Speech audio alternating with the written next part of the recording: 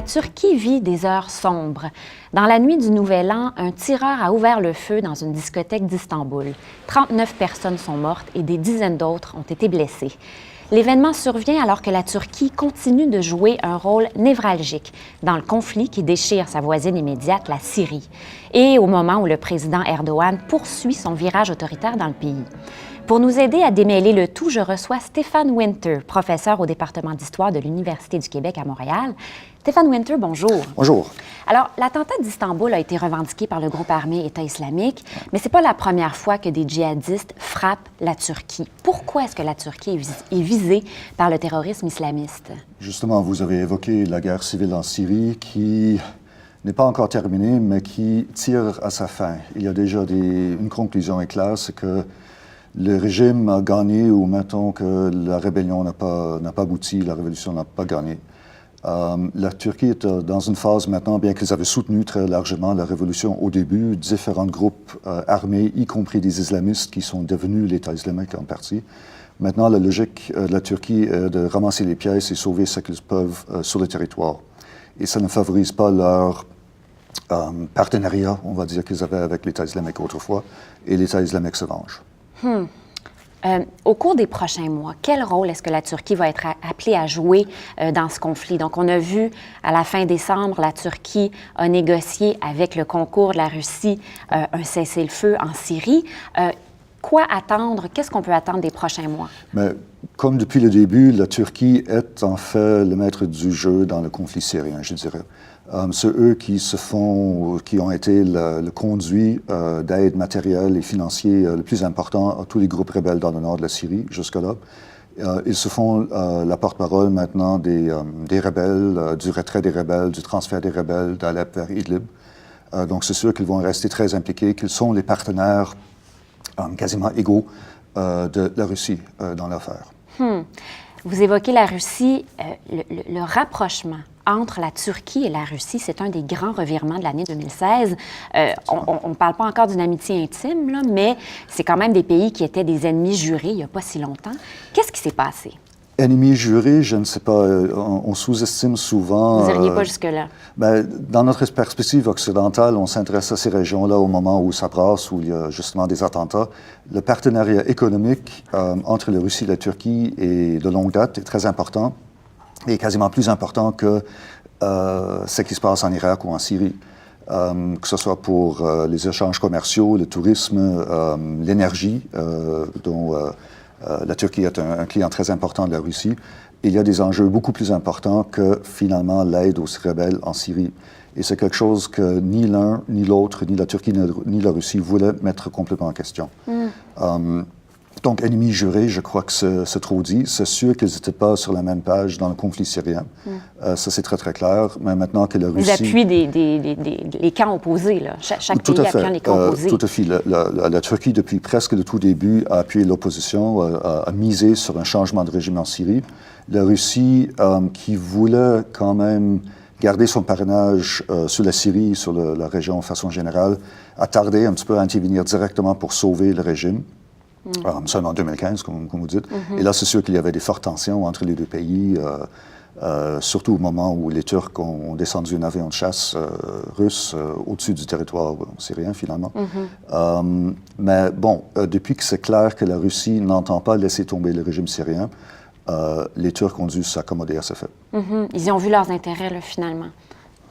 Mais leurs intérêts sont multiples et des fois contradictoires aussi. C'est sûr qu'ils auraient aimé un changement de régime pour donner une espèce de régime légèrement islamiste à leur image en Syrie. Ça n'a pas marché. Ils ont compris ça dans 5 ans de guerre civile. Et comme je dis, pour le moment, ils sont dans une logique de sauver ce qu'ils peuvent dans la constellation politique en Syrie post-guerre, ce qui implique notamment l'interdiction d'une zone d'autonomie, une fédération kurde dans le nord du pays, quelque chose qu'ils ne supportent absolument pas. Ça implique un contrôle économique sur le pays, sur le nord de la Syrie, peut-être le pays entier. De toute façon, je crois que c'était clair depuis le tout début que la Turquie allait renforcer sa position en Syrie à la suite de la guerre. Est-ce que, on a évoqué le rapprochement entre la Turquie et la Russie. Est-ce que ça veut dire que de plus en plus, on est en train de voir la Turquie tourner le dos carrément à l'Europe et aux États-Unis? Ça, c'est une bonne question et je crois que la Turquie vous dirait que c'est plutôt l'Occident qui a tourné le dos à la Turquie, que ce soit pour des questions d'accession à l'Union européenne, que ce soit pour l'appui à la Turquie dans sa lutte contre le terrorisme, parce qu'ils entendent surtout le PKK, les Kurdes, et non pas l'État islamique. Oui. Plein de choses comme ça, ils se sentent laissés. Le régime d'Erdogan, le gouvernement d'Erdogan joue sur ça aussi, de se présenter comme, voyant, a été trahi par l'Occident et c'est pourquoi on a besoin de lui. Oui, la Turquie considère même que jusqu'à un certain point, l'Occident a appuyé indirectement le terrorisme kurde.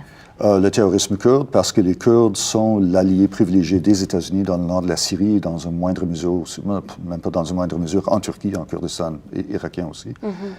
Ils considèrent ouvertement, ils ont dit ouvertement qu'ils considèrent les États-Unis responsables et l'Europe pour le coup d'État en juillet. Effectivement. Est-ce qu'il faut s'inquiéter de cette nouvelle reconfiguration des amitiés, des rivalités, de cette nouvelle fracture qui semble se dessiner donc entre l'Occident, l'Europe, les États-Unis, la Turquie et la Russie? Est-ce qu'il faut s'inquiéter de ça? Je ne sais pas si c'est tellement nouveau que ça. Je crois qu'on a sous-estimé que la Russie, malgré la chute de l'Union soviétique, etc., ça reste un joueur régional, voire international, voire mondial, quand même presque sur la hauteur des États-Unis. C'est quelque chose qu'on avait sous-estimé, mais déjà avec l'Ukraine, maintenant l'intervention russe en Syrie, on voit très très bien qu'ils n'entendent pas laisser tomber complètement leurs anciennes prétentions régionales et internationales.